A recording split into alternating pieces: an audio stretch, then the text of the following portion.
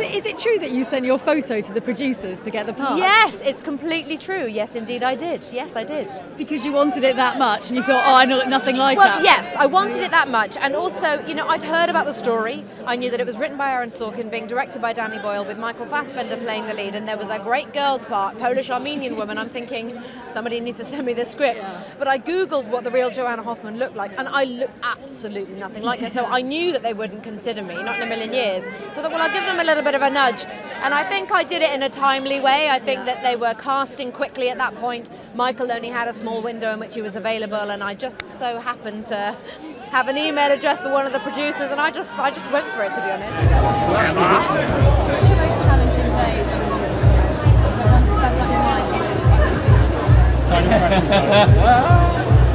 What was it about him that you really enjoyed this role? I just think, you know, the opportunity to play somebody that changed the world, but like changed it in such a massive way, the way that we communicate with one another, you know, the way that we live our lives. So the opportunity to represent that or have some sort of investigation in it that maybe all of us can reflect on it. I just thought I was very honoured to get that opportunity.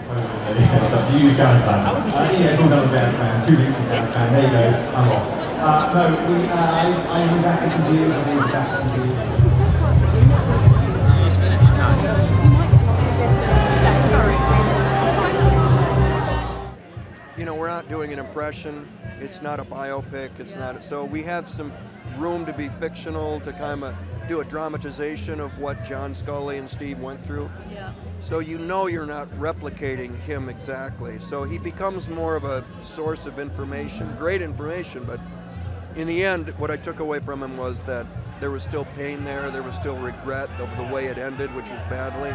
And that way back when they first started, there was trust and respect and a father figure, and just this wonderful relationship that ended up just blowing up was still with him, and all these years later. And so that I was able to use that and put it in the movie.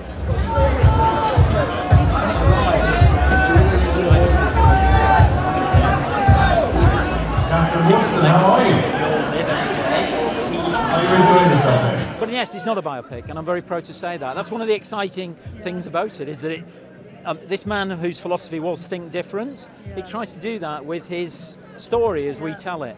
And it's also a signal to the audience that it's not an attempt to do a factually accurate documentary about him either. It's actually an interpretation. It's a kind of dramatization of key forces in his life and, you know, key moments in his life.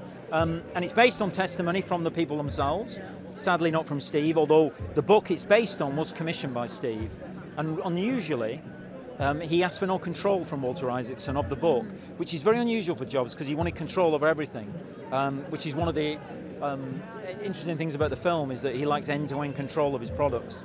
So maybe he wanted a freedom to discuss his life, you know, to discuss what he was like and what led him to, you know, the work that he did, which is such a huge part in such a shaper of our world, you know.